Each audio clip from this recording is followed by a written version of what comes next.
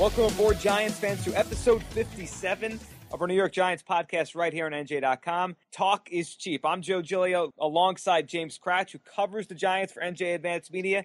Pretty soon we'll have a second writer with James who will be on each and every podcast. But for this episode, it's myself, it's James. We are a week out from Giants training camp. We're doing this podcast on a Thursday. And a week from right now, as we talk, the Giants will be reporting, and training camp will be underway. It's a fun time. We have a lot to talk about here, getting set for camp. James, how are you, man?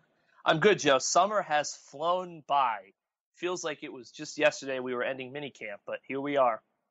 Yeah, I'm actually looking at our iTunes page, and you could obviously follow the show on iTunes or Stitcher or any way, SoundCloud, any way you want. And yeah, the last time we did one, we were recapping minicamp, right? And now we're back to start and preview training camp. So we have 5 storylines to kind of look forward to, 5 biggest things heading into training camp. And James, before we get to those, though, you're right. It flew by, and we went through all the different stuff with minicamp and with free agency and the draft. And now we sit here and the Giants are what they are in terms of the roster for the most part. Now it's about putting the pieces together. Now I think the fun starts. Yes. No, definitely. I mean, it's look, no matter what happens, when training camp starts, preseason, regular season, the Giants hope the postseason after that. I think this is a pivotal season for the Giants as an organization. New head coach. We've talked about this at several points in the offseason. The clock is starting to tick on Eli Manning's window as a player.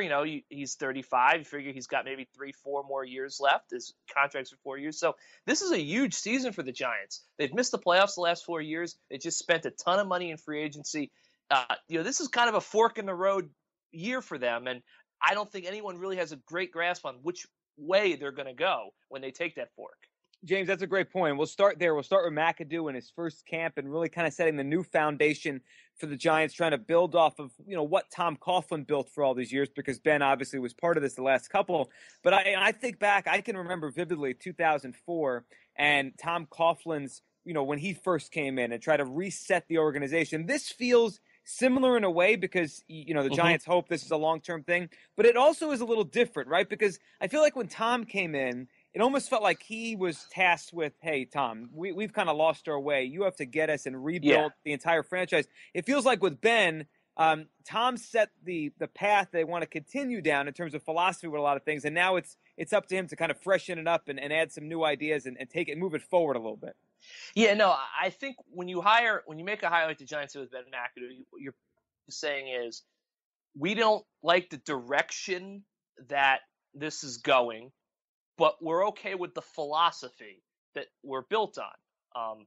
And I think we saw a lot of that in the spring and in the offseason program. People keep on asking, how is it different? How is it different? Well, at the end of the day, it was just a football practice, and there's so many rules and regulations with the CBA, with how you can run minicamp and OTAs. So that's why I tell people all the time, it looked like a football practice. When you went out to practice, it looked the same practice that Tom Coughlin would run. McAdoo hasn't rolled out any robotic tackling dummies or anything yet. Nothing space age or new wave, but it feels different. There seemed to be a lot more energy at practice when we were allowed in for mini camps and OTAs. I talked to one veteran defensive player who said it was the energy level in practice during OTAs was the highest he's ever experienced in the NFL. There's music playing.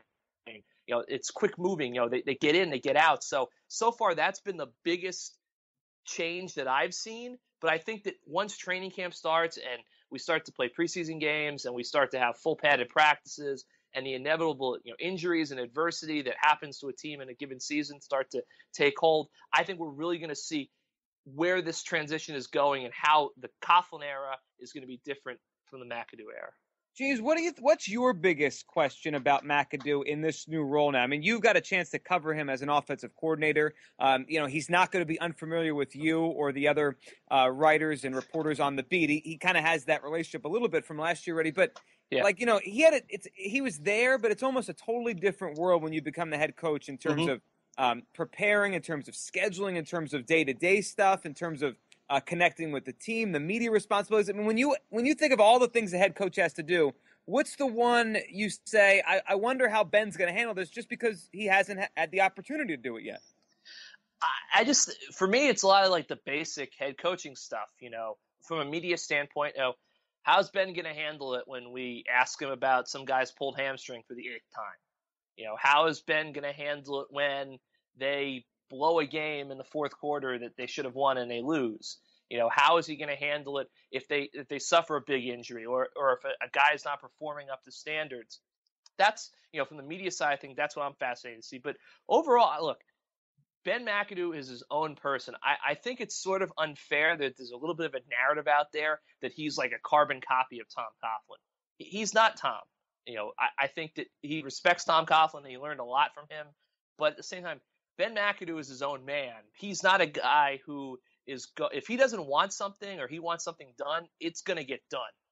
So I think that's what we're really going to start to see is Ben McAdoo really put his stamp on this team. We saw a little bit of it in the offseason program, but you can only do so much when guys are running around in their underwear, as Ben famously said. So that's what I'm looking for is how does he take charge when the true crucible of a season starts to fire up? James, how about the part of it, and I think that's a good point. I mean, he's got a lot to prove, obviously, in that aspect. What about the responsibilities of offense, defense, and being a head coach? I always wonder that when there's a guy that's a first-time head coach, and obviously most of these guys, if not every one of them, come from one side of the ball or the other. Ben's an offensive guy. Tom, as the years went on, it almost felt to me like he was a CEO. Like, he kind of just put people in place to do their things, and he was the head coach, even though he came from an offensive background way back in the day. How's Ben going to handle that? And refresh us on, is he going to call plays or not, or is he going to have the offense coordinator call plays? Because that's always an interesting thing with offensive guys. Okay, so we do not know as of yet who's going to call the plays. Ben is being very coy about that. He feels it's a competitive advantage. I think what Ben's basic point is that if he comes out and says, I'm calling the plays, or if he comes out and says, hey, Mike Sullivan's going to call the plays, then the Cowboys and the Saints and all those teams that are going to play the Giants early in the season can go do massive statistical studies on play calling tendencies and everything. That's where he thinks their competitive advantage comes in. My rebuttal would be, I'm pretty sure the Cowboys are going to have 2 reports on play calling tendencies no matter what. He is indicated that he'll reveal that by the time we get to week 1. We'll see. My guess is that it'll come out eventually. If I had to venture a guess, I think he'll call the plays because for 2 reasons. One, it's a growing trend in the NFL. I believe there's 16 head coaches in the league who have come from offensive backgrounds. And off the top of my head, I think it's 11 who either have said they're going to call the plays or did call the plays last year in some capacity. So I expect him to do that for that reason. And because, Mike McCarthy, his mentor, he called plays in Green Bay. He gave up play calling last season. It was a total disaster. He ended up taking the plays calling duties back by the end of last season. So I think Ben would have all the confidence in the world in Mike Sullivan calling the plays, but I just think it's something that he likes to do. It's kind of his, persona as a coach, even though he's the head coach now. So I do expect him to call the plays, but until we find out, you never know. As for the CEO stuff, I think Ben will be involved with everything. Well, we saw it, in the offseason programs, he was bouncing around from position group to position group, but he doesn't strike me, and maybe you agree with me, Joe, as a coach. I don't think he's like Steve Spurrier, who's going to be like, all right, Marvin Lewis, go in the corner and coach the defense. I don't really care what's going to happen. I think he's a guy who will understand defense. I think he'll let Steve Spagnuolo take charge of his defense, but I don't think he's a guy who's only going to coach one side of the team. But I also don't think he's a guy who is going to be completely hands-off on all 3 sides of the ball, including special teams, and just kind of delegate. So I think it's probably going to be a happy medium there. Yeah, I would tend to agree, and I think that's probably the best thing. And when you were talking about the competitive advantage and calling plays, and it is becoming a trend, I think of, everyone likes to associate Ben now, like you were saying earlier, with Tom, but really the guy I still associate with him a lot with is Mike McCarthy. In Green Bay. And McCarthy, even last year, when finally, after all these years, he said, all right, I'm going to give up play call now. I'm going to focus more on the whole operation. By the end of the season, he took it back because he just felt, that was the best chance they had. And it probably was. And maybe Ben's going to kind of fall on that same path. So Ben McAdoo's first camp, there's so much here, all these new faces. First year, I think he's going to be the guy that you're obviously, around and watching and we're talking about. all the time. Now, James, when we look at the Giants the last few years, and I don't know if Ben McAdoo could wave a magic wand and change this, but Yeah. it's certainly on his radar now, and he's going Yes. to have to answer your questions about this. Is health, right? I mean, the Giants, every year it feels like the last few years, it's like they just have injury after injury after injury, and really that could be for a wide range of problems here. But the question I think Giants fans have going into training camp is, can they finally stay healthy this year? Yes. Injuries have been a major issue. I don't think I'm surprising anyone when I say that for the Giants.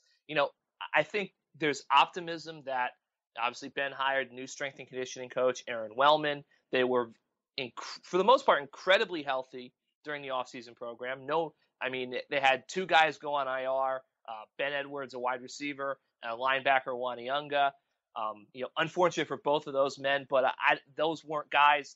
They were going to have an uphill battle to make the roster as it is, and they were never guys who were in the grand scheme, expected to be starters. Obviously, some guy, JT Thomas, the linebacker, missed a lot of time. Cooper Taylor, the safety, but nothing threatening their season. I think that they hope that this new strength program and they can change things and they can prevent injuries. But at the same time, people, ripped on Tom Coughlin and the training staff and the athletic, strength and conditioning staff for all these injuries. But, they tried to move mountains to prevent injuries. They changed up everything. They had, the GPS trackers in their uniforms. They had recovery days. They did different techniques. So I think the Giants probably don't want to admit it, but they're going to need a little bit of luck, too, to stay healthy.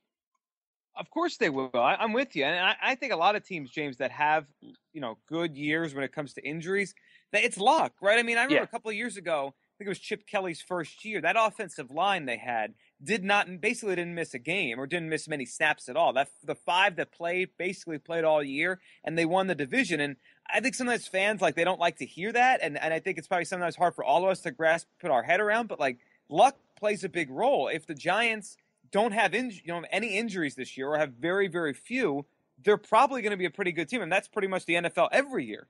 Yeah, no, I mean, I definitely, look, I'm no injury sports, science expert, but I definitely think that you have some players who are built in a way that they tend to be injury prone. I know Jeff Schwartz wrote that, players hate that. And I don't think it's necessarily their fault that they're injury prone. I just think that some guys have injuries. Some guys get unlucky. Other guys, will go play 9-10 years in the league and miss one game, if that, I mean, Eli Manning has never missed a game in his career. And that guy has gotten lit up on many of occasions in the pocket. I always thought, James, with Eli, that Eli was almost like the Giants made a deal with the devil in a way, because you can't lose your quarterback in the NFL. You have no chance. And the Giants, they've had the ultimate durability at quarterback since 2000, November of 2004, and everything else has been injury prone basically for all the other years. Yeah, no. So I mean, they got to stay healthy. Now, look, last year some of the injuries, there was just freak stuff. I mean, Will Beatty tearing his muscle in his arm lifting weights. Obviously, JPP thing, no one saw coming. Victor Cruz situation, very unfortunate. But then when you add on the fact that John Beeson missed some time coming out of training camp with a knee, he had injuries all over last year, but the first major one was when he sprained his knee in the preseason. They lost a bunch of safeties. So, look, injuries are going to happen. It's just the unfortunate reality of the NFL. But they got to hope they do not happen with the same frequency they've had the last 3 years. Because if that happens again, I don't care how good this defense is, how much money they've spent, how good the offense can be, they're in trouble if they have the same wave of injuries again. Yeah, they will be. It'll be the same story, just with different names and a different coach and surrounding the same quarterback. And you mentioned some of the ones that have been recurring, and I think that brings us to our third point as we kind of look forward here into camp and the biggest questions or thoughts we have heading into it. I mean, it's one that it feels like Groundhog Day a little bit. I'm going to get back to our training camp episode last year, James, when we did this, and I don't remember exactly what the conversation was, but I guarantee we had a bullet point on Victor Cruz trying to come back from injury and be a big time part of the Giants offense again. And here we are another year later. Not much has changed, although there's, I think, a little bit more optimism maybe this year from Yeah. Victor Cruz. What do you think? I mean, we'll talk about Cruz and really the wide receivers in general, which could be a really good group if Yes. all out there. Let's start with Cruz. I know you had the post the other day with the video that he put up of showing everyone what he's doing right now. But Yeah. thoughts on Cruz and kind of just everything about his career and where it's gone here. Look, I definitely think that there's reason for optimism, but it has to be cautious optimism. Last year, and I know Giants fans are tired of all the false starts and the false hopes and the setbacks. It's never felt like he was exactly 100% right last year, and it was kind of, if I remember correctly, he went on Mike Francesa's show when Mike was visiting the Giants, like on a Monday or a Tuesday, and said, "Hey, I'm going to play on Saturday in the preseason game against the Jaguars." And then I think he suffered the calf injury like 2 hours later in practice, and obviously that was the end of it with the issue when he tried to get ready for the Buffalo game, and it just gave out again. Haven't had that situation because the Giants have been smart with Cruz. They've really kind of had him slow and very slow, methodical. The only thing he did that I've seen as part of the team portion of this offseason was he was involved in like a couple of run-oriented, half-speed jog-through drills during minicamp. Look, the videos he puts out on social media, they look good. He looks good. He's running. He's cutting. That's a good thing. I think the first priority the Giants have to do is they've got to get him onto the field in the preseason game. And once they can do that, I think that you can start to talk about, okay, what type of player is Victor Cruz? Can he still play? Because, I mean, look, it's the truth. They don't even know, even if the guy is 100% healthy, is he still an effective player? I don't know. I mean, that's a fair question. We're talking about a guy who relies so much on cutting and quickness, and we're talking about these leg injuries for years now. I don't even know what the Giants can expect from him, James. And when I think about it, I mean, like, obviously we all in our heads have best case scenario, worst case scenario. But I think the thing that probably has everyone kind of intrigued and really particularly interested in Cruz this time isn't that the Giants are relying on him as much as they were years ago, but the opposite, that they're not really anymore because of Beckham's emergence, because they drafted Sterling Shepard in the second round. But, James, when I look at this wide receiving core, I think to myself, if somehow Cruz returns to a pretty good level, this receiving core has the potential to be tremendous. See, to me, like, people ask about, how is this receiving core going to play out? Because, fans, they get excited about undrafted guys like, Darius Poe and Roger Lewis and obviously Sterling Shepard. To me, you can't really begin to venture a guess on how the receiving core is going to shape up until you know what is Cruz's situation. You're absolutely right, Joe. I think if Victor Cruz is 85% or even 80% of what he was, then the Giants, it's awesome for the Giants. See, I look at Cruz's gravy, but I think with the Giants, the hard decision they're going to have to make is if Cruz is 70% of what he was, is 70% good enough to keep him on the roster and to not go with one of those younger, promising, undrafted players? Yeah, that's a tough question, right? Because, and that's way down the road. I think that people ask about, could Cruz get cut? Is Cruz going to be here in 2017? What I say is, look, the guy has to get on the field, make it through 2 weeks of 2 weeks of training camp, and then play in a preseason game. And then from there, you can kind of assess the situation. So, but you also have to realize that, he hasn't played in almost 2 years. He's coming off a rare calf injury and a knee injury that has, severely hampered a lot of guys' careers. So, there can be optimism, but cautious optimism, and people have to be realistic that, this might not have this storybook ending that I think a lot of people are hoping for.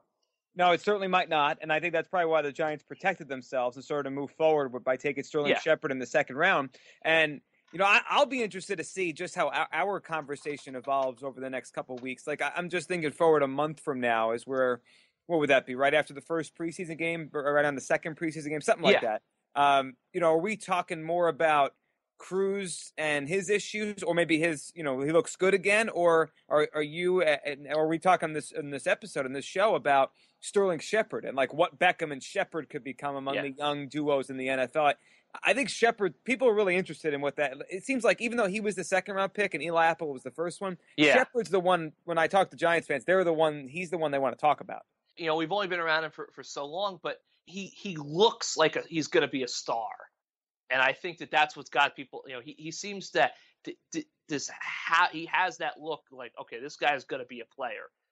I think the Giants are in a very good position because they've got Beckham, they've got Shepard, they know that Dwayne Harris is a pretty reliable third receiver, and whatever Victor Cruz can give him is gravy.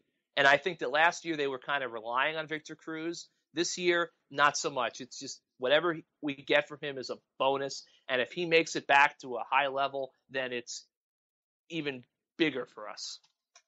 Yeah, it would be, and it would give them a lot of weapons, and Eli would have plenty of places to go with the football. And when you're talking about the Giants' offense, James, we talk about these receivers, we talk about Eli, the kind of points they could put up. We think we talked last time about how Eli Manning had mentioned that the Giants, could be a team that puts up 4 touchdowns a game, averages 28 points, which is a big number. And if they're going to do that, I think anyone who watches this team would say, well, the offensive line is going to have to play pretty well to give Eli time and to make everything stand up.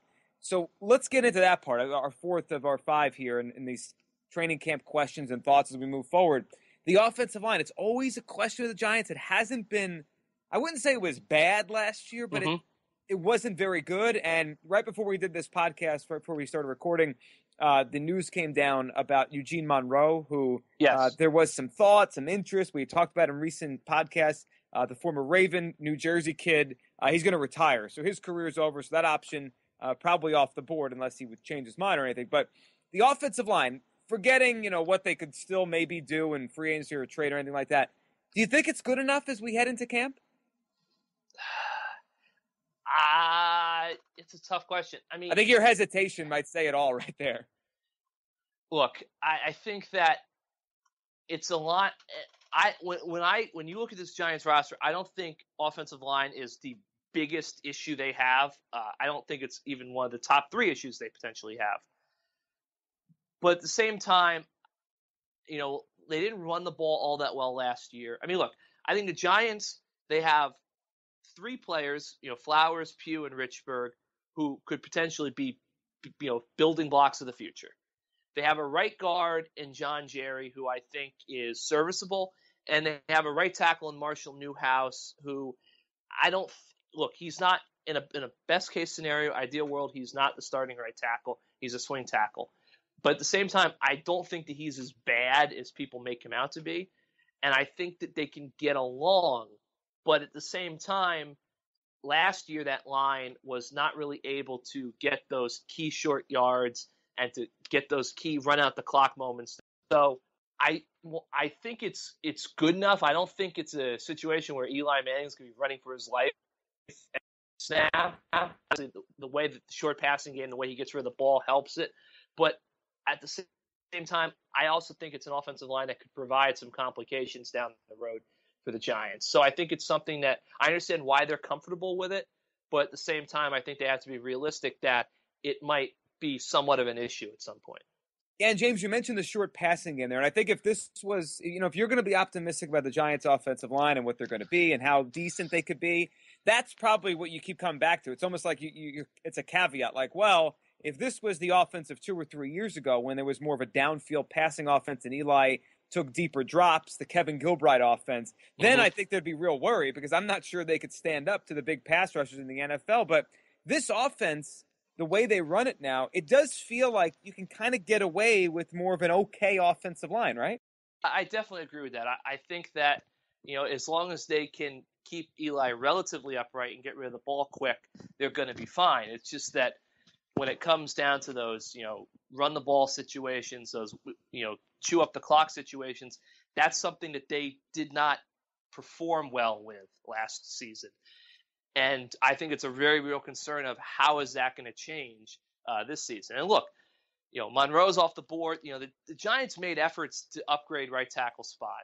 And I think people who are saying, well, why don't they just move Eric Flowers to right tackle? That's a little short-sighted. You drafted Eric Flowers to be the left tackle of the future. He struggled as a rookie on the left side. I mean, everyone knew that was going to happen.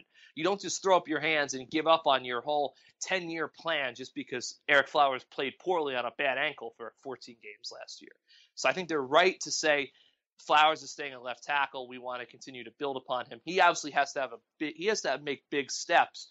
And if he doesn't, then maybe the Giants have to sit down and reassess the situation after this season, say maybe we have to think about him not being the answer on the left side. But you got to give Flowers a second year.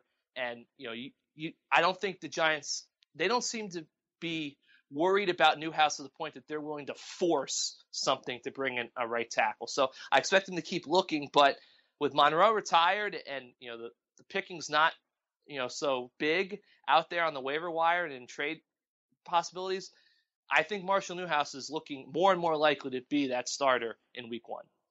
Yeah, he probably is, which I don't think is going to inspire much confidence. And I agree with you with Flowers. Like, it's always like we like to make these excuses for some players, and then we don't want to use the same ones for others.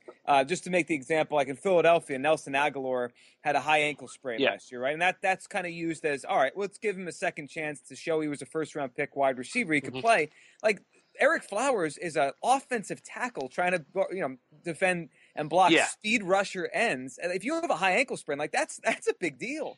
I think that center Weston Richburg was banged up just as much as Flowers. I think that the Flowers' ankle injury maybe got a little bit overplayed just because he's a rookie, and everything. And I'm not saying that it wasn't a significant injury. I just think that, guys, I mean, it's the NFL. Guys have injuries like that all the time. I think that's why Eric Flowers was kind of treated so nonchalantly, because it wasn't maybe, it wasn't something that he thought was hindering his ability.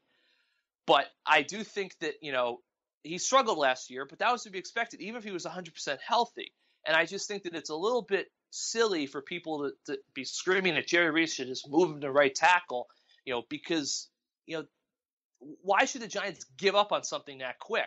Look, people might be right. It's entirely possible that Eric Flowers will prove to be better suited as a right tackle long term. But the Giants can't make that decision off of 14 games as a rookie when he was injured for much of it. They've got to see more from him. So that's why he's staying at left tackle. And that's why the Giants are not going to go out there and if a veteran says he wants to play left tackle and that's non-negotiable, then that's not going to fit the Giants. No, it wouldn't. Right. And that's certainly the way that this is part of the roster construction. You take a guy with a top 10 pick, you want to give him a chance to be what you thought it could be. So the Giants, we talked a lot about the offense here, James, and I think as soon as you get to camp, the offense is going to be something that is interesting and intriguing because of how good they could be, but the defense probably, and we'll kind of circle back to what we think probably is the biggest thing going in. The defense, all the moves they made, all the money they spent, and really, I think that the biggest question for me, James, with the Giants, even if they have an offensive line that is okay, not great, even if Cruz isn't anything and their offense is just good, which I think it will probably just be good at, just rolling out of bed because they have a lot of talent there. The defense, how high can they jump? And can these players, I mean, they brought in so many guys. How quickly could it come together? Let's go with two things. One, when it's all said and done, you kind of get ready to go look at what they have to put on the field defensively. Do you like what they have? And then two, do you think it could come together to actually be a good unit, which I think are two separate things? Yeah, I think you have to like what they put together. I was talking to someone else earlier this summer, and I said, last year the Giants were putting out starters on defense that were just not NFL caliber starting defensive players. They really weren't. You're right. I mean, they were like, I remember being at games with you and sitting there, and like there were 3 or 4 guys on the field at a time during big drives where they didn't belong on the field. Exactly. And a lot of those guys don't have jobs anymore in the NFL. But this year, when they put out their starting 11, I think they're going to put out 11 competent NFL starting players. But once you get past that first 11, I think there are still significant concerns about the depth of this defense. So to me, I think going back to health, that's going to be big into how far this defense can move up in the rankings and improve.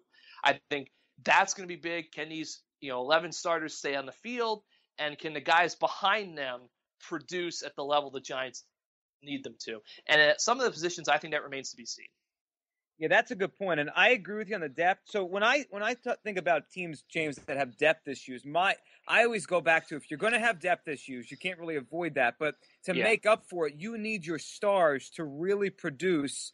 So if you do have a deficiency somewhere, at least they're making plays. So I guess if they're going to have depth issues, to me, they're going to have to get their money's worth for Vernon. Their money's worth. I know it's only a 1-year deal for JPP, but Mm-hmm. have him be more of himself.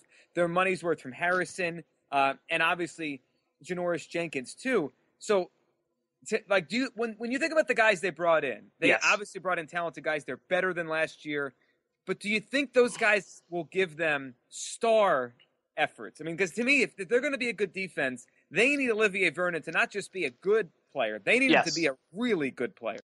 I think if I had to venture a guess, I think that Vernon and Damon Harrison are the two guys who I think might have the most visible impact on this defense. Janoris Jenkins is a good player, but at the end of the day, I didn't think that he's not a major upgrade, in my opinion, from Prince Amukamara.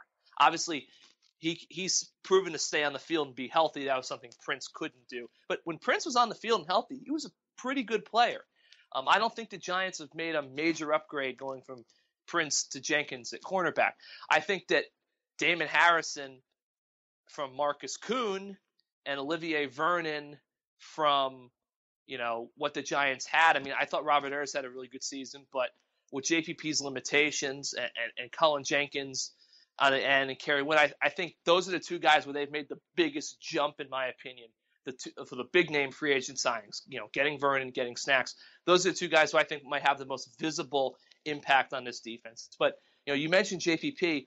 I think he is a crucial part of this equation because, people want to be optimistic. The club is off. He's got a year under his belt. He's trained. He knows how to use his hand now. He's adjusted. But we don't really know what type of player Jason Pierre-Paul is anymore. It's entirely possible that what we saw last year in his abbreviated half season, that could basically be the type of player he is now. And I don't know if that type of player is enough to raise the Giants' pass rush in concert with Vernon to the level that they think it could go. Yeah, it's a good point with JPP. I almost feel that when we talk about JPP and if there's optimism for him, it's almost like we're spoiled now, I think, as sports fans, because for the most part, when guys have injuries, they're fixable, right? They get fixed, they come back. If it's a knee or a shoulder or an elbow, if we're talking about a baseball pitcher, whatever. But this is uncharted waters. I mean, he could rehab, he could have another surgery like he did, and maybe he's more comfortable. But and not to be glib, I'm not making a joke here, but his original hand is never coming back. Never can be the guy physically that he once was, because that's just not possible. It's just a matter of how good can he be with what he has to work with. I thought last year he was a above average NFL player, but people are hopeful that he can be a Pro Bowl caliber player again this year. But until he shows that, I think you have to, just like we said with Cruz, cautious optimism. This could turn out really well, or the JPP that we saw last year, who had one sack and struggled to wrap up, and a lot of times it seemed like with JPP last year, and I'm sure you noticed this, the ball would be snapped, and if he couldn't beat the tackle with his first move, he was washed out of the play. Yep. So, if he ends up being that player again, then I think that also is something that people have to take into account, that that could hinder the Giants' ability to make major strides, because Owa Odigizua is going to be the third defensive end. Everyone's high on him. He's got a lot of promise, but he's basically a rookie again. So the Giants' pass rush on paper looks like it's going to be really good, and this defensive line of JPP, Vernon, Snacks, Jonathan Hankins looks great. But if JPP doesn't make a huge leap, and Owa still has some growing pains being a second year in the league, Hankins and Snacks really aren't pass rushers, they're more run stoppers. You kind of look around and you can say there's a chance that this Giants pass rush might not be all that much better than it was a year ago. And that would be a problem. That would be a big problem for the Giants. James, let's end with this on our preview episode of training camp. So we're talking about this defense, all these new players. Talent is obviously there. We'll see how they all live up to their contracts or names or their past. But what about the idea of them gelling? And how important do you think that is? You know, kind of the chemistry thing or gelling. I mean, we've seen teams in recent years and recent past that have imported a whole bunch of players. I mean, the Eagles have done it a couple times and it just flopped. The Redskins, maybe not so much this new GM they have there, but in the recent past, they do stuff like this, and it doesn't seem to work. And I think football is a unique game where you kind of all have to be on the same page, but you have to have individual talent as well. Should we make too much of that? Is that a wait-and-see thing? Do you think the players here will complement each other? I mean, what do you think about the idea of them gelling? Let's say they're all healthy and ready to go week one. How much time do you think it will take them and Steve Spagnuolo to get this group playing well together on the same page? You know, I think maybe it's not so much like the players getting used to each other as much as it is the players all kind of getting a firm grasp on the defensive scheme. And then that, in turn, will allow them to kind of play faster and quicker and more loose. I mean, I think chemistry is definitely, you know, it's a concern. It's a real thing. But I don't think it's necessarily the be-all, end-all. I mean, you're right. There have been teams that have had great chemistry and weren't very good. There have been teams that have had bad chemistry and they won Super Bowls. I definitely think it's something to watch. They've got to learn a defense. They have to gel as a group. You know, there are a lot of new parts. And I think one thing that's going for them is everybody was basically at all the mini camps, all the OTAs. There seemed to be a lot of positive energy around the defense. So I think they've got that working for them. But I definitely think there's a little bit of a learning curve, but it's nothing too substantial. And I think it's something that they'll probably have locked down by that third preseason game, which is kind of the measuring. That's kind of when it's most real in the summer. Oh, there's Giants-Jets, right, as always? Giants-Jets as always. Only one real road preseason game for the Giants this year. And it's Buffalo, so they're not even really going that far. Right, so you get to go to Buffalo, and it's not you'll get to go to Buffalo in the summer, which isn't that bad. It's not like Buffalo in the winter. No, Buffalo in the summer, not too bad. So we have only one trip. Only one trip. So we have a week before training camp officially gets underway. Doing this podcast on a Thursday. This is going to be fun, James. Next time we're back together, we will have our new member of our crew who will be with you on the beat this year. So we'll be back together soon. We'll obviously be talking about the beginning of training camp, some of the new questions, but new coach, a lot of new players, some pretty high expectations from fans in what I think is a wide-open division. It should be a fun year. I know you're raring to go, so we'll be back next week. James, as always, man, thanks.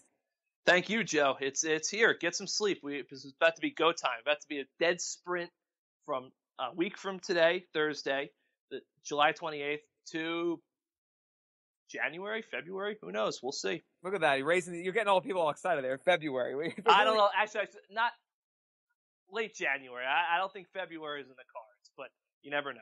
If we're doing a Giants podcast with a game to talk about in late January or early February, I think everyone listening to this podcast right now is going to be very happy. So maybe I don't think it's going to happen, but we'll see. We will. It'll be a fun year either way. James, appreciate all of you listening to this episode of our New York Giants podcast Talk is Cheap. Back next week. We'll have a new Giants guy on the beat. And a lot to talk about as the Giants open up 2016 training camp with Ben McAdoo as the head coach. Thanks for listening.